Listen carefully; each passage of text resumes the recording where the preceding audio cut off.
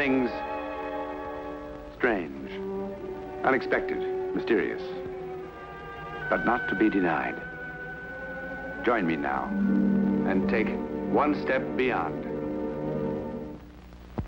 Around the lives of all great men, history weaves romantic and colorful stories.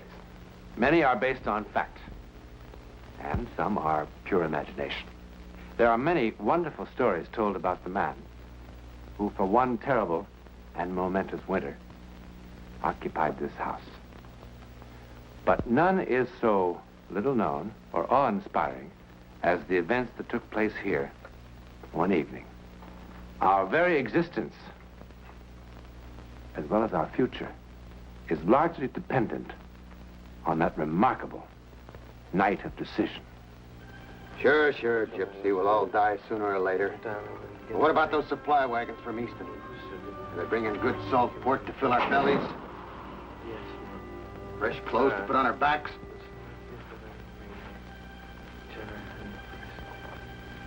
There will be no supply wagons. That's it. I see only hunger, suffering, and death. I see quite a bit of suffering for you too, Gypsy. We were told to stay out of camp. You and your rag-tailed friends with your tales of doom. Be careful, boys. Careful! They'll be coming at us through those trees. Run, take cover! Take cover! Oh, Molly. That's all right. I'll be back before spring plowing. What'll they do to it? The whip. Valley Forge, December 1777. The winter of despair was just beginning.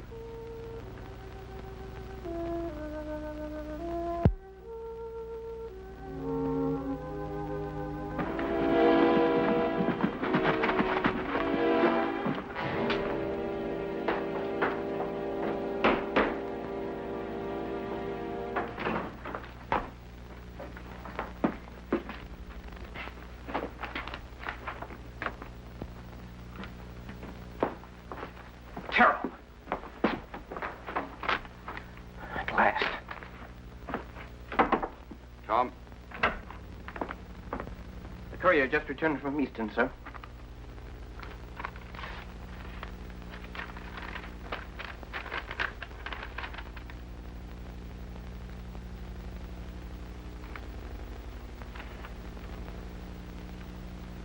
Was there something else, Lieutenant? Oh, no. No, sir.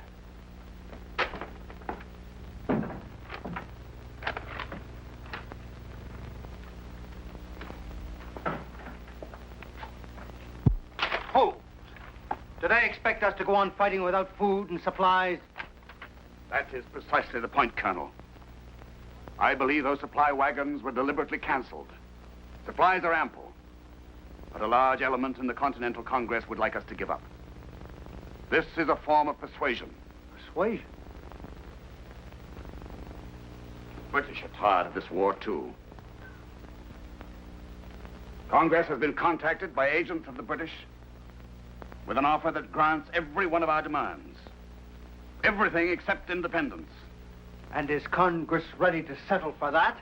A good many gentlemen in the Congress are. In the face of it, sir, why do you go on? Are you ready to give up, Colonel?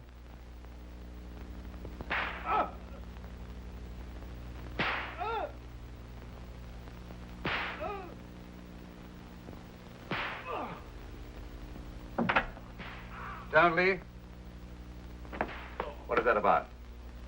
It's another one of those gypsies, sir. Fortune teller. This one told some of the men that the supply wagons will never arrive. By whose order is he being flogged? Major Warren, sir. The order is countermanded. Sir.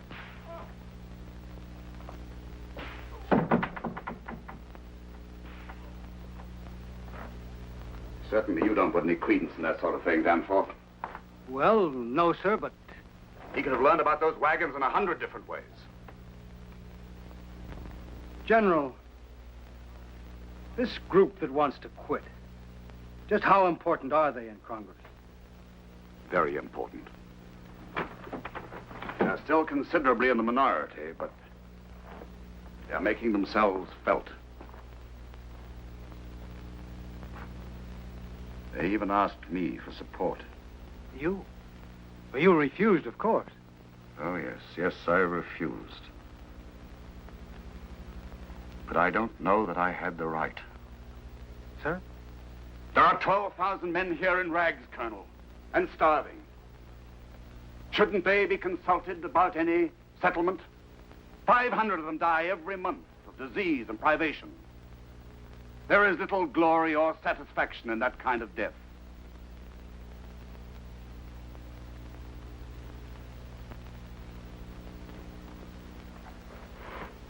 But then, of course, there are the dead. I wonder how they would feel about our settling for anything less than they died for.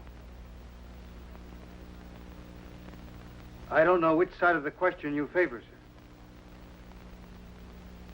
To be honest, Colonel, at this moment, I do not know myself.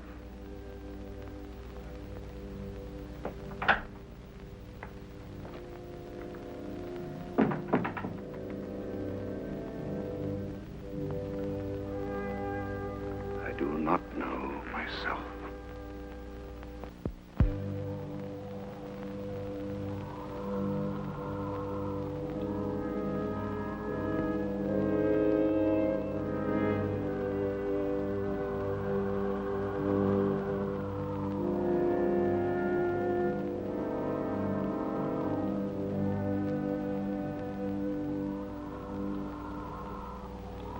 When will spring ever come?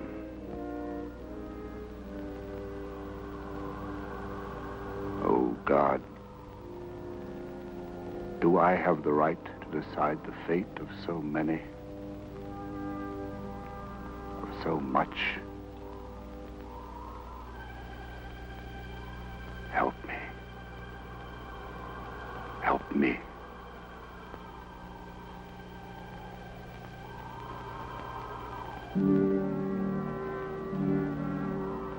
Your God has come to your aid before. He will again.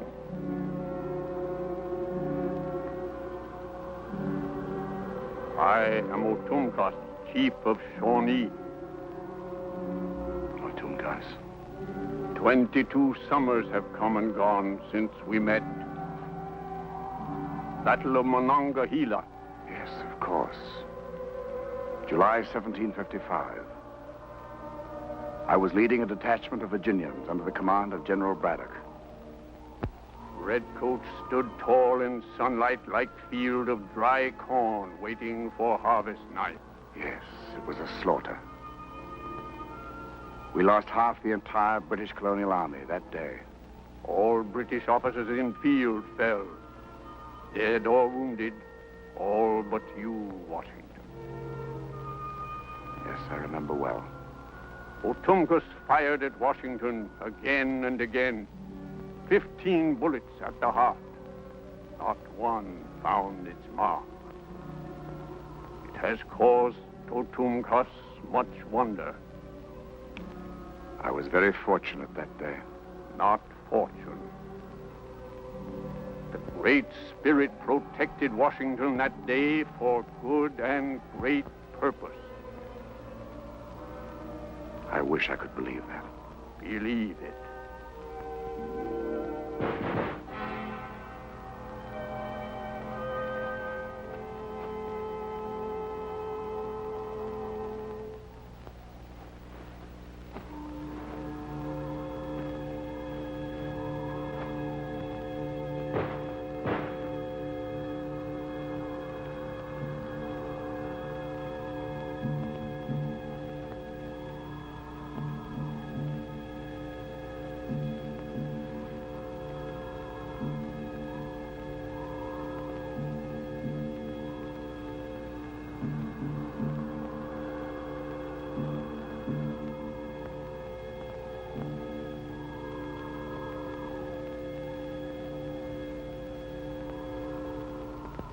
We're going back to our farms where we can be of some good to somebody. You will be shot down before you can get 100 yards. Maybe, but it's better than slow starvation for a lost cause. We're going home, General. We found out the gypsy was right about those supply wagons, too. We're going home. I go. Go. If we have sunk to the level of animals, turning one upon another, then perhaps our cause is already lost. They're coming through the trees. Hold.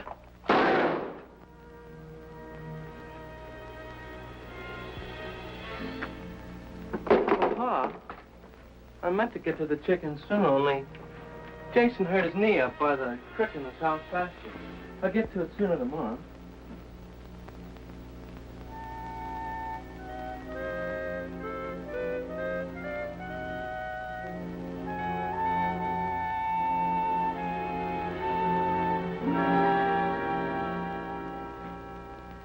I have never considered myself a mystic, mon général.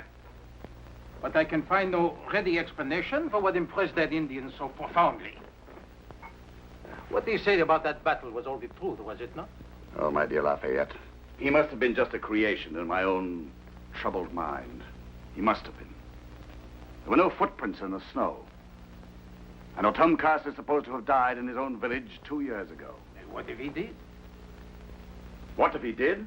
That bullet hole in your cloak would be proof of his belief in your invulnerability. His belief? A man dead 2 years? We're talking nonsense.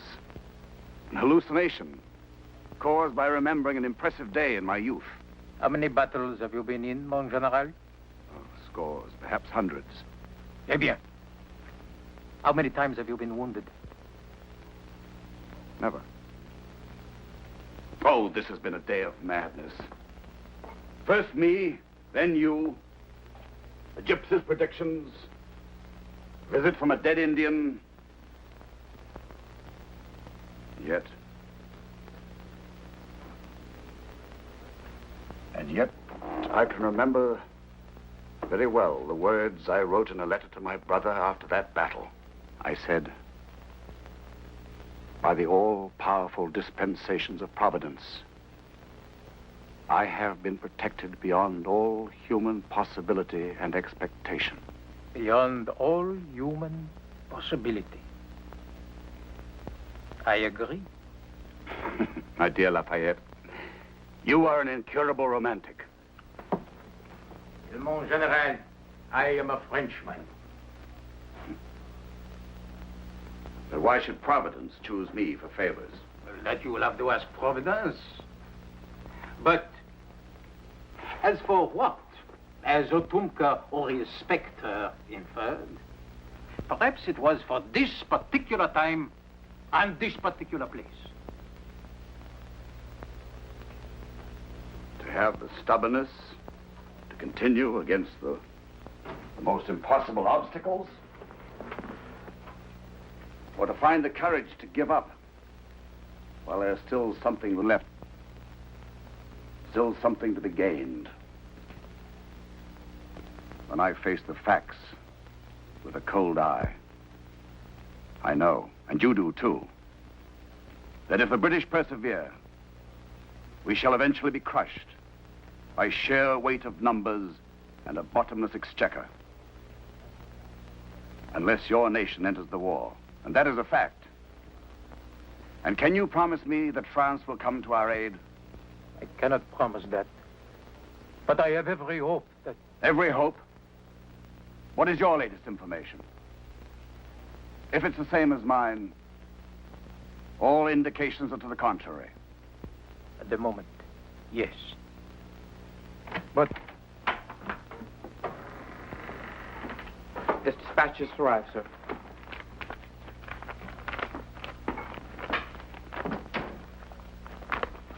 What is it, mon général? A short letter from Major Williams of General Gates's staff.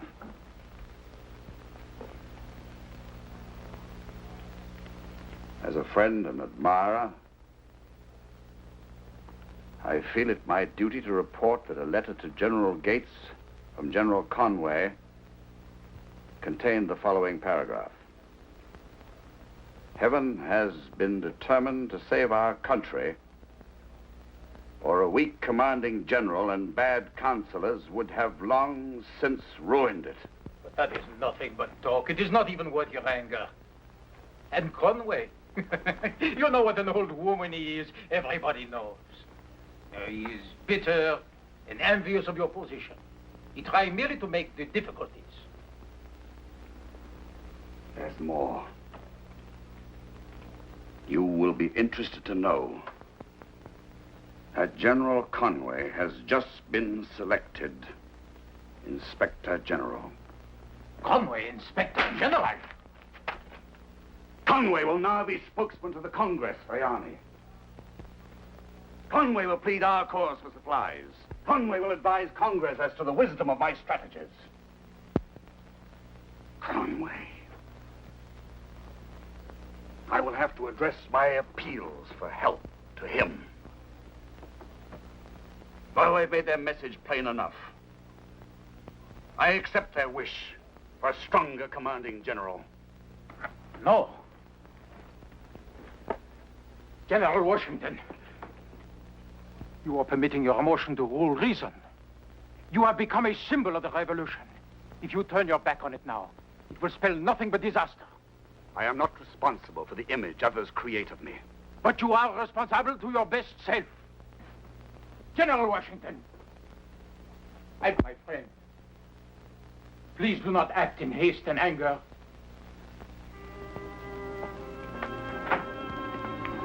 Lee? Sir? Every officer on my staff is to be here for an urgent meeting at 9 sharp. Yes.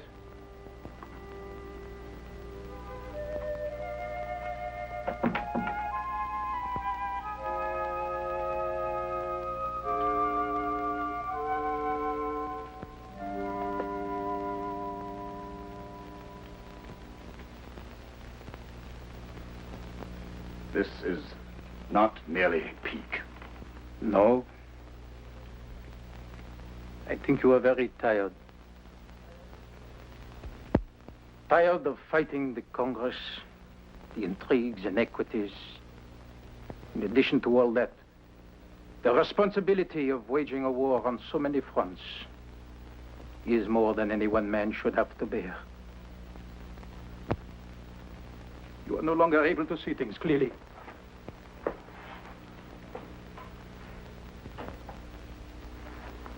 General Washington, I regret this more than I can say. But I realize that once you have made a decision, it is hopeless to try and dissuade you.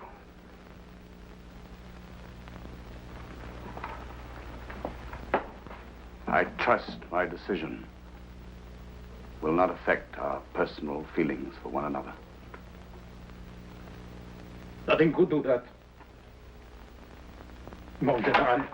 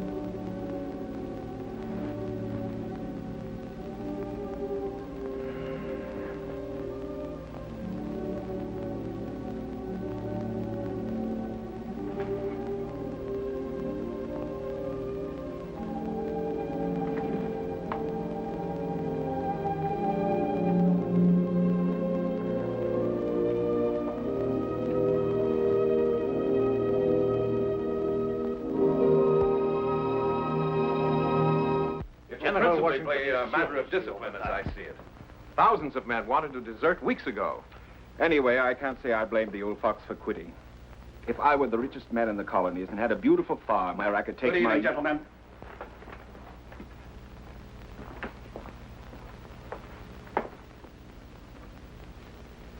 I would like each of you to consider ways and means of building the morale of the men under your command. Projects to keep them busy. To achieve the highest level of preparation for our spring campaign. Spring campaign? But I thought... You thought what, Major? Well, I assumed that your plans were... that is, I assumed that your mood was... Pardon me, sir, but we are despairing of the future. If you know something, if you are free to tell us the basis of this sudden optimism, some news about the French, perhaps. News of a victory in the north. There is no news, Colonel, good or bad. We must make our own good news. But I can say, I am now confident that this war will end in our favor. And with complete victory. Victory? But surely, General... The meeting is adjourned, gentlemen.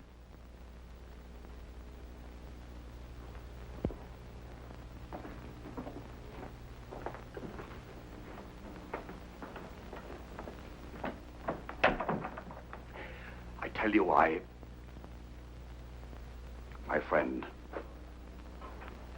you know that I am as hard-headed and practical a man as you have ever known. But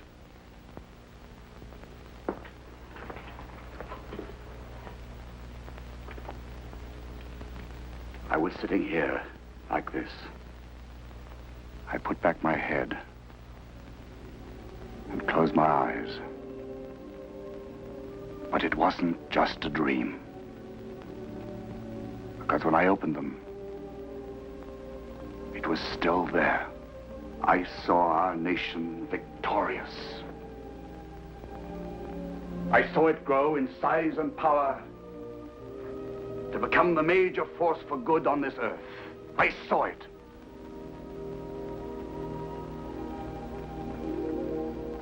A dream. A vision. I know it will come to pass. In my heart, I know it. A dream? Vision? Whatever it was that George Washington experienced, it has today become all fact. You won't find anything about it in the ordinary history book, but it has appeared in print in a number of versions, a number of times during the past 150 years. All versions agree that Washington dreamed the revolution would be successful, and that the infant nation would grow until its boundaries stretched from Canada to Mexico, and from the Atlantic to the Pacific, and that there would be a bitter civil war between the northern and the southern states to be called the Union and the Confederacy, and that the Union would emerge victorious. He dreamed all this, supposedly, and more. But what is absolutely no dream are the facts of the Battle of the Monongahela. On this, all versions and all historians agree. There were 3 bullet holes through his hat. 2 horses were shot from under him, and there was a bullet hole through here, through here, through here, and another one right through there. Hundreds of French and Indian rifles firing at almost point-blank range throughout that long and dreadful afternoon. And nothing touched him. Nothing. Well, those are the facts. The incredible facts about the mystery of George Washington. Like Chief Otumkus, will always cause us much wonder.